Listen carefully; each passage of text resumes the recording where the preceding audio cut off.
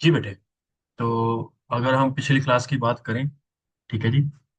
हमने पढ़ा था, एक जस्ट वन सेकेंड जी। हमने पढ़ा था, एलिप्स तक पढ़ लिया था हमने, पैराबोला पढ़ लिया था, एलिप्स पढ़ लिया था, सर्कल पढ़ लिया था।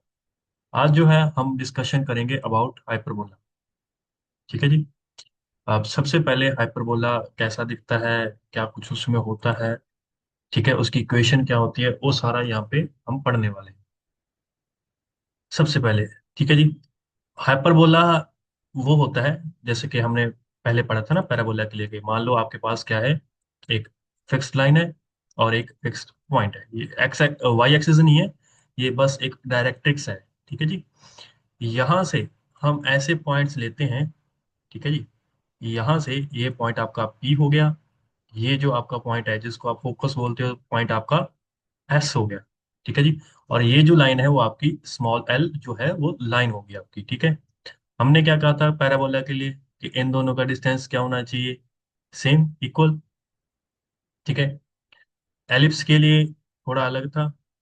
ठीक है।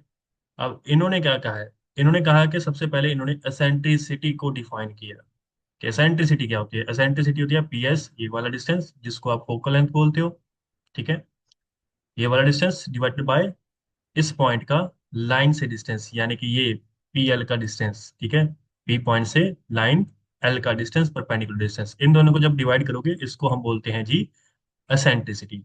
And for hyperbola eccentricity is always greater than one. ठीक है जी। हाइपरबोला के लिए जो एसेंट्रिसिटी होती है वो वन से बड़ी होती है। उसके बाद उसकी स्टैंडर्ड इक्वेशन जो आपके पास हाइपरबोला होता है उसकी ये वाली होती है, X square by A square minus Y square by B square is equal to one. अगर हम बात करें एलिप्स से, इसका कंपैरिजन करें इसकी इक्वेशन का, तो एलिप्स में यहाँ पे प्लस होता है बीच में, लेकिन हाइपरबोला में यहाँ पे क्या है, यहाँ पे माइनस आएगा। ठीक है जी। ये इक्वेशन देखते सार ही आपको पता चल जाएगा कि ये हाइपरबोला की है या एलिप्स की है। अगर बीच में माइनस आ रहा है तो मतलब वो हाइपरबोला है, अदरवाइज वो एलिप्स है। उसके बाद हाइपरबोला देखो, इस प्रकार की डायग्राम आपके पास बनती है, दो ऐसे पैराबोलिक कर्व्स बनती हैं। ठीक है, दोनों सिमेट्रिकल होती हैं। इसको हम बोलते हैं जी हाइपरबोला। ठीक है। अब हाइपरबोला के लिए सबसे पहले यहाँ पे हमने एक्स एक्सिस ड्रॉ कर ली, ये वाई एक्सिस ड्रॉ कर ली। ठीक है जी। उसके अराउंड हमने हाइपरबोला बनाया है। अब ये जो हाइपरबोला है, देखो हाइपरबोला भी दो प्रकार के होते हैं, जस्ट लाइक एलिप्स है, एक हॉरिजॉन्टल और एक वर्टिकल। ये आपका हॉरिजॉन्टल पैरा हाइपरबोला है।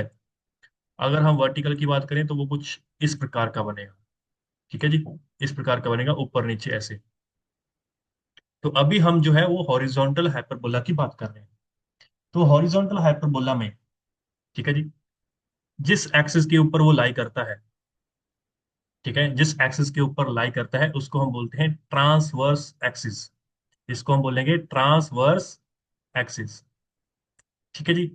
और जो एक्सिस इस एक्सिस के परपेंडिकुलर है उसको हम बोलते हैं कॉन्जुगेट एक्सिस। ठीक है जी। तो सिंपल सी बात है, जिस एक्सिस के ऊपर हाइपरबोला लाई करता है उसको ट्रांसवर्स एक्सिस, और जो एक्सिस उसके बिल्कुल सेंटर में से पास करे और उस ट्रांसवर्स एक्सिस के परपेंडिकुलर हो उसको हम बोलते हैं कॉन्जुगेट एक्सिस। ये यहाँ पे हम मैं आगे नहीं बताऊंगा, इसीलिए मैं यहाँ पे बता रहा हूँ ये आपको कि ट्रांसवर्स एक्सिस क्या होती है और कॉन्जुगेट एक्सिस क्या होती है। तो ये डायग्राम के ऊपर समझना मतलब थोड़ा ज्यादा बेटर होता है, बाद में अलग से बात करना नहीं पॉसिबल हो पाता। तो यहाँ पे इसके भी दो फोकस होते हैं, एक फोकस है आपका ये एस, और ये है S2। ठीक है। यहाँ पे ये जो वाला जो फोकस है इसके कोऑर्डिनेट्स हैं जी A E comma zero, where A E is the eccentricity. ठीक है जी। और इस वाले के जो कोऑर्डिनेट्स हैं वो होंगे minus A E comma zero, minus A E comma zero, इस वाले फोकस के कोऑर्डिनेट्स। ठीक है जी। उसके बाद नेक्स्ट, आपका जो ये जो वर्टेक्स है और ये वाला जो वर्टेक्स है इसके कोऑर्डिनेट्स भी होते हैं। इसके कोऑर्डिनेट्स होते हैं जी ए कॉमा जीरो। वर्टेक्स का कोऑर्डिनेट जो है वो होता है ए कॉमा जीरो, सॉरी ए कॉमा ई लिख दिया मैंने, ए कॉमा जीरो। ठीक है जी। सिमिलरली इस वाला जो वर्टेक्स है उसके कोऑर्डिनेट्स होते हैं माइनस ए कॉमा जीरो, इसके माइनस ए कॉमा जीरो, ये जो है इसके कोऑर्डिनेट्स होते हैं जी। ठीक है। उसके बाद ये जो है इसका सेंटर कहलाता है। ये आपके वर्टेक्स हो गए। ठीक है। ये आपका जो है वो सेंटर कहलाता है। सेंटर इसका हमेशा ओरिजिन के ऊपर लाइक करेगा ही करेगा, ये पक्की पॉसिबिलिटी नहीं होती है, लेकिन हमारे सिलेबस में जो हाइपरबोला है वो वही वाला है, स्टैंडर्ड हाइपरबोला। और स्टैंडर्ड हाइपरबोला उसी को बोलते हैं जिसका सेंटर जो है वो ओरिजिन के साथ मतलब कोइंसाइड करे। ठीक है जी। तो ये सिंपल सी बातें हैं जो हाइपरबोला के बारे में है। ठीक है। आगे हाइपरबोला के बारे में फर्दर पढ़ते हैं हम। ठीक है जी। यहाँ पे जैसे बताया हुआ है ट्रांसवर्स एक्सिस, कॉन्जुगेट एक्सिस, ठीक है, एक्सिस ऑफ हाइपरबोला, ये सारे वही पॉइंट बताए हैं जो अभी हमने डिस्कस किए हैं। ठीक है जी। एक बार फिर से हम इनको डिस्कस कर लेते हैं। ट्रांसवर्स एक्सिस जिसके ऊपर हाइपरबोला बना हुआ है, ठीक है, इसको हम ट्रांसवर्स एक्सिस बोलते हैं। और इसके परपेंडिकुलर जो सेंटर के बीच में से पास करे उसको हम बोलते हैं कॉन्जुगेट एक्सिस। ठीक है जी, उसको कॉन्जुगेट एक्सिस बोलते हैं। उसके बाद, ठीक है, इन दोनों को इकट्ठे, कॉन्जुगेट और ट्रांसवर्स दोनों को इकट्ठे, इनको हम बोलते हैं एक्सिस ऑफ हाइपरबोला। और ये वाले जो होते हैं इनको हम बोलते हैं वर्टिसेस। ठीक है जी। ये वाला जो बीच में है जहां पे दोनों एक्सिस इंटरसेक्ट करती हैं, इसको हम बोलते हैं सेंटर ऑफ द हाइपरबोला। ठीक है जी।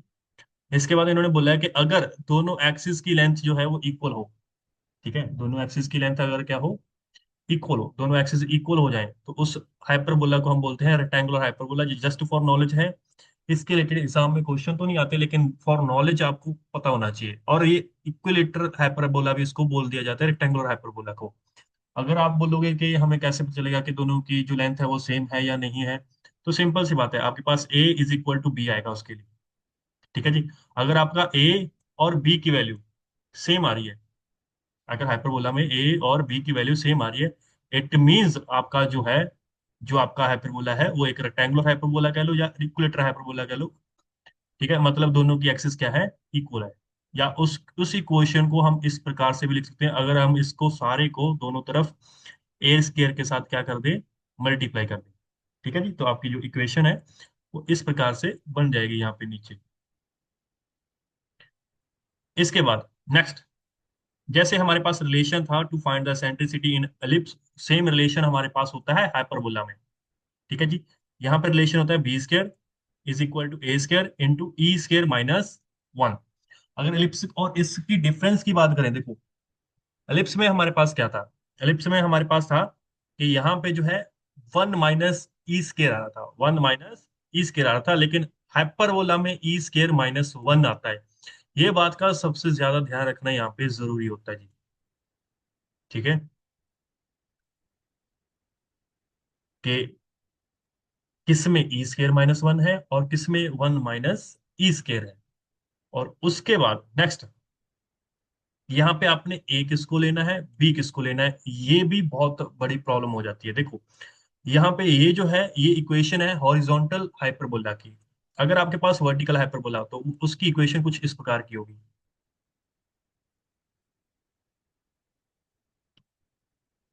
ऐसे, इज इक्वल टू वन। ठीक है, Y square upon A square minus X square upon B square is equal to one. तो याद रखना, ए स्केयर क्या होता है, ए मतलब कहाँ से पता करेगा, ए वो होता है जो पॉजिटिव है ना आपके पास, पॉजिटिव वाली वैल्यू, पॉजिटिव वाली टर्म, उसका जो इंटरसेप्ट है, अगर y पॉजिटिव है तो y का इंटरसेप्ट, अगर x पॉजिटिव है तो x का इंटरसेप्ट। ठीक है जी।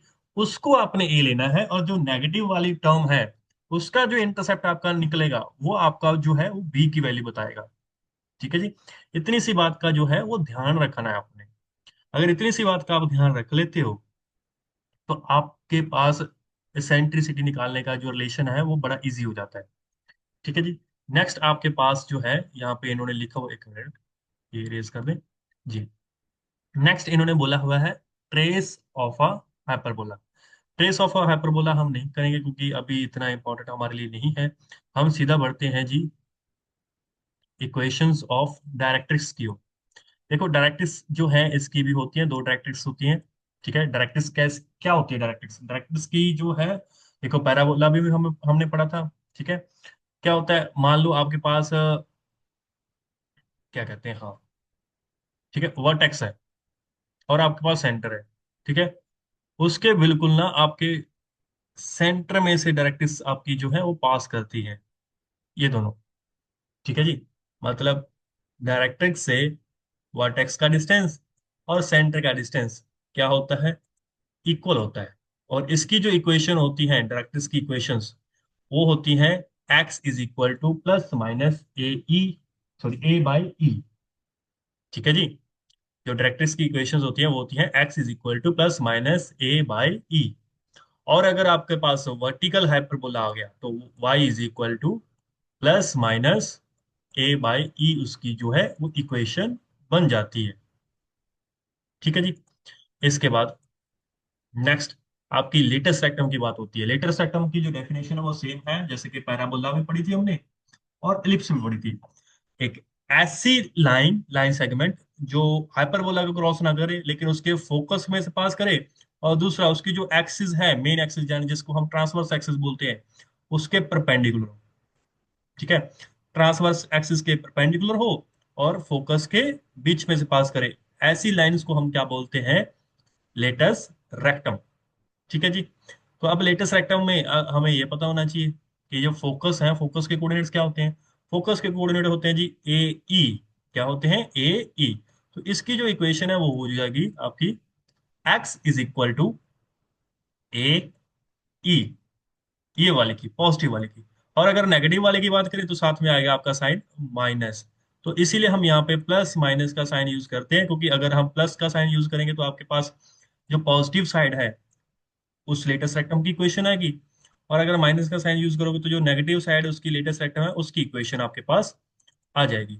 इसके बाद अगर हम बात करें लेटेस्ट रेक्टम की लेंथ की, ठीक है, किसकी, लेटेस्ट रेक्टम की लेंथ की, तो वो सेम ही फॉर्मूला होता है जैसे हमने एलिप्स में पढ़ा था, टू बी स्क्वायर बाय ए। ये होती है length of the latus rectum. ठीक है जी। यहां तक अगर किसी को डाउट है पहले वो बता दो, आगे बढ़ने से पहले।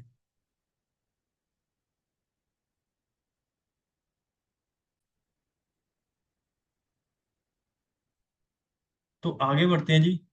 आगे हमारे पास जो है फोकल डिस्टेंसेस है। देखो जैसे हमने एलिप्स में पढ़ा था, देखो ये एलिप्स की असल में डेफिनेशन क्या होती है, मतलब उसकी आइडेंटिटी क्या होती है, क्या उसको एलिप्स बनाता है। ठीक है जी।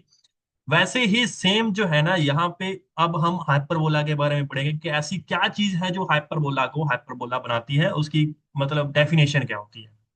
डेफिनेशन पहचानना बड़ा आसान सा है। आप एक पॉइंट ले लो हाइपरबोला के ऊपर कहीं भी, जैसे हमने इन्होंने पी पॉइंट ले लिया, ठीक है जी।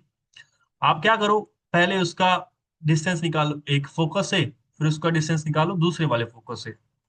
ठीक है, यानी कि आपने क्या निकालना है, पहले निकालना है PS2, फिर आपने निकालना है PS1। ठीक है जी, मैं एक बार क्लियर कर देता हूँ ताकि अच्छे से दिख सके। पहले आपने ये वाला डिस्टेंस निकालना है, फिर ये वाला डिस्टेंस निकालना है। ये दोनों डिस्टेंस अगर आपके पास निकल के आएंगे, ठीक है, इन दोनों का जो डिफरेंस है ना वो हमेशा कांस्टेंट रहता है, मतलब सेम रहता है। मतलब अगर मैं यहाँ पे एक और पॉइंट ले लूँ P2, ठीक है, इसका यहां से डिस्टेंस लूं और इसका यहां से डिस्टेंस लूं फोकस से, तो इनका डिफरेंस, इन दोनों लेंथ का डिफरेंस, इन दोनों फोकल डिस्टेंस का डिफरेंस और इन दोनों फोकल डिस्टेंसेस का डिफरेंस, दोनों इक्वल होंगे। ठीक है जी। तो ऐसे जितने भी पॉइंट्स आप ले सकते हो जिनका डिस्टेंस कांस्टेंट आता रहे, उन पॉइंट्स के लोकस को हम बोलते हैं जी हाइपरबोला। ठीक है। एलिप्स में हमारे पास था सम, यहाँ पे डिफरेंस है, वहां पे सम कांस्टेंट होता है, यहाँ पे डिफरेंस जो है हमारा कांस्टेंट होता है। ठीक है। उसके बाद हमारे यूजफुल फैक्ट्स हैं जो हमने याद करने होते हैं। यही सारे अगर आपने फैक्ट्स याद कर लिए तो आपका जो हाइपरबोला के रिलेटेड जितने भी क्वेश्चन है वो आपके इजीली सॉल्व हो जाते हैं। ठीक है जी। सबसे पहले हॉरिजॉन्टल हाइपरबोला होता है, एक होता है वर्टिकल हाइपरबोला। जैसे मैंने आपको इक्वेशन बताई, देखो Y square by A square. तो जो पॉजिटिव वाली टर्म है उसको ए स्क्वायर लेना है, ठीक है जी, उसके इंटरसेप्ट को ए स्क्वायर लेना है। जो नेगेटिव वाला है उसको बी लेना है, ये नहीं देखना ऊपर एक्स है या वाई। उसके बाद सेंटर जो, अब हम जो हाइपरबोला पढ़ रहे हैं वो स्टैंडर्ड हाइपरबोला पढ़ रहे हैं, तो इनका जो सेंटर है वो पक्का कहाँ पे रहेगा, ओरिजिन के ऊपर ही रहेगा जी, ओरिजिन से बाहर वो नहीं जाएगा। ठीक है जी। इसके अलावा वर्टिसेस अभी हमने पढ़ा है plus minus A E, sorry A by, sorry plus minus A comma zero होता है। ऐसे ही अगर वर्टिकल की बात करें तो उसमें जो है एक्स और वाई की वैल्यू इंटरचेंज होती रहेगी। ठीक है जी। अब ट्रांसवर्स एक्सिस की बात करें, ट्रांसवर्स एक्सिस यहाँ पे थी एक्स एक्सिस, यानी जिसकी इक्वेशन होती है Y is equal to zero. और यहाँ पे जैसे मैंने बोला है कि इंटरचेंज कर दो, एक्स की जगह वाई रख दो, वाई की जगह एक्स रख दो, तो उसकी इक्वेशन जो है वर्टिकल की आपके पास आ जाएगी, वर्टिकल हाइपरबोला की X is equal to 0। Transverse axis की लेंथ क्या होती है? 2a। यहाँ पे भी 2a, क्यों? क्योंकि यहाँ पे जो ट्रांसवर्स एक्सिस है, ठीक है, उसी के इंटरसेप्ट को हम ये मान रहे हैं।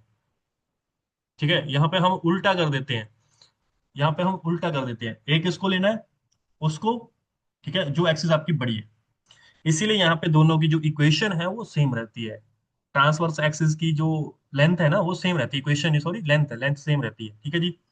ऐसे कॉन्जुगेट एक्सिस के साथ होगा, यहाँ पे कॉन्जुगेट एक्सिस होती है वाई एक्सिस हॉरिजॉन्टल वाले में, ठीक है, और वाई एक्सिस की जो इक्वेशन होती है वो होती है एक्स इज इक्वल टू 0।